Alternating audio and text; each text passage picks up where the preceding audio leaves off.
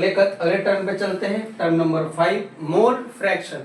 देखिए mole fraction है क्या? मोल फ्रैक्शन, फ्रैक्शन मतलब कोई पार्ट। जैसे मेरे पास अगर इसे 10 मार्कर हो, ठीक, और मैं 10 मार्कर से लिख रहा हूं, तो आपसे अगर फिर मुझसे पूछा जाए इसका एक फ्रैक्शन क्या होगा, तो मैं बताऊंगा एक मेरे पास मार्कर हो अपॉन 10 टोटल। देखिए इसमें भी अगर आप इस बात को समझना चाहें, मोल फ्रैक्शन है क्या?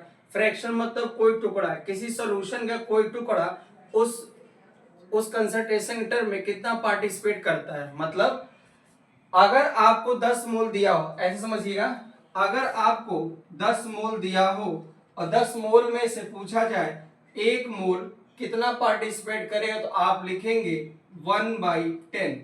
यही इसका मोल फ्रैक्शन होगा। मोल फ्रैक्शन मतलब सॉल्यूट जिसकी बात की जाए upon total mole of solution. बात समझ में आई?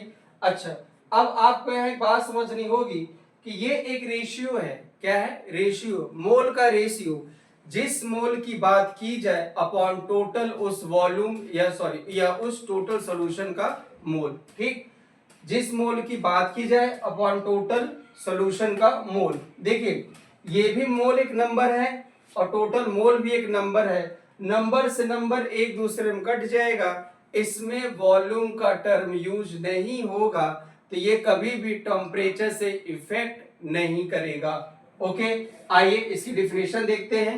डिफिनेशन क्या है इसमें? Ratio of number of moles of one component to the total number of moles of the all the components. मतलब जितने कंपोनेंट लिए गए हैं किसी भी सॉल्यूशन में, जितने भी कंपोनेंट लिए गए हैं उसमें से एक की भागीदारी कितनी है टोटल के रिस्पेक्ट में, हम इसे कहते हैं क्या? Mole fraction. फिर अगला क्वेश्चन आता है, क्या मोल फ्रैक्शन टेम्परेचर पे डिपेंड करता है? तो आप कहेंगे नो। मैंने आपको बताया है इसका रीजन ये होगा, यहाँ पे वॉल्यूम का टर्म यूज नहीं किया गया है। बात समझ में आई? यहाँ पर वॉल्यूम का टर्म यूज नहीं किया गया है। आइए हम आगे बढ़ते हैं अगले कंसंट्रेशन पे। नेक्स्ट कंसंट्रेशन टर्म है मोलैरिटी। क्या नाम है इसका? मोलैरिटी। मोलैरिटी क्या होती है, इसको हम बहुत ज्यादा यूज करेंगे अपने इस चैप्टर में, आगे आएगा। देखिए जो सॉल्यूशन में सबसे ज्यादा यूज होने वाला कंसंट्रेशन टर्म है मोल फ्रैक्शन, मोलैरिटी और मोलैरिटी। मिनिमम आपको 3 टर्म बहुत अच्छे से आने चाहिए इस चैप्टर सॉल्यूशन के लिए, बेहद इंपॉर्टेंट है। आइए देखते हैं what is the molarity. Molarity होती है number of mole of solute upon volume of the solution. ठीक, वॉल्यूम ऑफ सॉल्यूशन का हम यूनिट देखेंगे, जिस टर्म में होगा हम उसको लिख लेंगे। अब बात समझिएगा, मैंने आपको स्टार्टिंग में बताया था आप जो भी ऊपर वाला टर्म लेंगे वो सोल्यूट के रिस्पेक्ट में लेंगे, जो नीचे वाला टर्म लेंगे वो हमेशा सॉल्यूशन के रिस्पेक्ट में लेंगे। अगर आप मोल फ्रैक्शन को देखें तो एन टोटल मतलब ये होता है उस सॉल्यूशन में कितने कंपोनेंट सोल्यूट के हैं और सॉल्वेंट के कौन कौन से टर्म हैं। ठीक, अब देखिए मोलैरिटी क्या होगी, mole of solute upon volume of solution in litre में होगा या डी मीटर क्यूब में। देखिएगा इसकी डिफिनेशन पूछी गई है कई बार। डिफिनेशन क्या होगी, देखिए number of mole of solute dissolve in 1 litre या 1 decimetre cube of solution. Okay, ये डिफिनेशन हो गई इसकी। फिर ये क्वेश्चन पूछा जाता है बोर्ड में बहुत ज्यादा कि क्या मोलैरिटी टेम्परेचर पे डिपेंड करती है, तो आप बोलेंगे यस। क्यों? देखिए नीचे वॉल्यूम का टर्म आ रहा है, मैंने शुरू में ही बताया आपको जहां जहां वॉल्यूम का टर्म आएगा वो टेम्परेचर पे डिपेंडेंट होगा। बात समझ में आई? चलिए नेक्स्ट आगे बढ़ते हैं। मोलैरिटी, मोलैरिटी को हम लोग कैपिटल एम से डिनोट करते हैं, मोलैरिटी को स्मॉल एम से डिनोट करते हैं। ओके, देखिएगा बस आपको यहाँ पे थोड़ी सी चीजों को बदलना होगा। हमने आपको हर टर्म में बताया है कि ऊपर हमेशा आप सोल्यूट लेंगे और नीचे वाले टर्म में हमेशा सॉल्यूशन। सॉल्यूशन में 2 कंपोनेंट होंगे, सोल्यूट प्लस सॉल्वेंट। मोलैरिटी का जब भी हम टर्म लेते हैं ये थोड़ा सा खास है, ये थोड़ा सा अलग है, इसको स्मॉल एम से लिखते हैं। मोल ऑफ सोल्यूट लेंगे लेकिन यहाँ मास ऑफ सॉल्वेंट लिया जाता है, वो भी किलोग्राम में। यहाँ कभी भी नीचे टर्म में आप कभी भी सॉल्यूशन का वेट मत रखिएगा, सिर्फ और सिर्फ सॉल्वेंट का वेट रखिएगा, वो भी किस में, किलोग्राम में।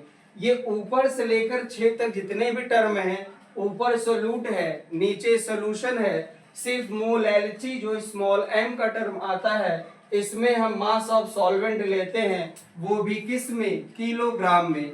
अगर ग्राम में टर्म दिया हो क्वेश्चन में, आप उसे जरूर किलोग्राम में बदल लें। आइए इसकी डिफिनेशन देखते हैं। Number of mole of solute पर किलोग्राम ऑफ द सॉल्वेंट। देखिए पर किलोग्राम में हमेशा इसको लिया जाएगा, अगर क्वेश्चन में कभी भी ग्राम में हो तो हम उसको किलोग्राम में बदल लेंगे। फिर अगला क्वेश्चन ये पूछा जाता है, क्या मोलैलिटी, सुनिएगा, क्या मोलैलिटी कभी भी टेम्परेचर चेंज करने पे चेंज हो जाएगा? तो आप बताएंगे ऐसा कभी नहीं हो सकता। क्यों? यहाँ पर मास है, सॉरी ऊपर मोल है और नीचे मास है, यहाँ वॉल्यूम का टर्म यूज नहीं किया गया है, तो इसमें कभी भी टेम्परेचर डिसाइडिंग फैक्टर नहीं होगा, या टेम्परेचर के चेंज होने से कभी भी इसको हम चेंज नहीं कर सकते हैं। ओके, बात चलिए आगे बढ़ते हैं हम लोग। अगला टर्म देखते हैं, क्या, कैपिटल एम। देखिए मोलैरिटी का एक और फॉर्मूला यूज किया जाता है। इस फॉर्मूले में जब भी आपको न्यूमेरिकल दिया जाएगा तो आप देखिए सोल्यूट जो है वो x% बाई मास दिया होगा, आपको 20% 30% दिया होगा, और डेंसिटी जरूर दी होगी आपको। क्या दी होगी? डेंसिटी। तो आप देखिए इसमें करना क्या है, 10 का मल्टीप्लाई करेंगे, जितना परसेंटेज क्या दिया होगा, बाई मास ऑफ सोल्यूट आपको दिया होगा, डेंसिटी दी होगी और सोल्यूट का हम मॉलिक्यूलर वेट यहाँ पे रखेंगे। किसका रखें मॉलिक्यूलर वेट? सोल्यूट का। तो हमें क्या मिल जाएगा? मोलैलिटी। क्या मिल जाएगा? मोलैरिटी। ओके, नेक्स्ट टर्म आता है नॉर्मेलिटी। नॉर्मेलिटी में भी हम क्या रखेंगे, अगर 10 दिया हो, x% मतलब by mass of the solute दिया होगा, डेंसिटी का हम इसमें क्या करेंगे, मल्टीप्लाई करेंगे और क्या निकाल देंगे, ग्राम इक्विवेलेंट वेट। ओके, या इक्विवेलेंट वेट हम उसे सीधा कैसे कहेंगे, इक्विवेलेंट वेट कर डिवाइड कर देंगे, तो क्या मिल जाएगा हमें, नॉर्मेलिटी। लास्ट जो टर्म एक और आता है, देखिए मोलैलिटी का एक फॉर्मूला तो हम ये यूज करेंगे, दूसरा सबसे ज्यादा क्वेश्चन जो पूछा गया है वो इस फॉर्मूले पूछा गया है। इसमें क्या होगा, आपसे मोलैलिटी पूछी जाएगी, आपको डेंसिटी दी होगी और मोलैरिटी दी होगी, कैपिटल एम यानी मोलैरिटी आपको दी होगी। तो इसके लिए फॉर्मूला क्या लगाएंगे, molarity is equal to 1000 into capital M upon 1000 into density. Density आपको इसमें दी होगी, ओके, माइनस, ये माइनस रहा अपना, minus capital M into molecular weight of solvent. बात समझ आई? ये टोटल 10 टर्म हैं जो सीबीएसई बोर्ड के लिए बहुत ही इंपॉर्टेंट है। ओके, आइए एक बार देखते इसमें क्वेश्चन क्या बनता है। सबसे ज्यादा क्वेश्चन तो आपको ये पूछा जाता है, which of the following does not depend on temperature. बात समझ में आई? ये पूछा जाएगा which of the following term depend on temperature. तो याद रखिएगा टेम्परेचर पे वही डिपेंड करेगा जिस कंसंट्रेशन में वॉल्यूम हो, और जिसमें वॉल्यूम नहीं होगा वो कभी भी टेम्परेचर पे डिपेंड नहीं करेगा। बात समझ में आई? जितने भी आपको यहाँ दिख रहे हैं फॉर्मूले, अगले लेक्चर हम इसके न्यूमेरिकल करेंगे। Thank you so much.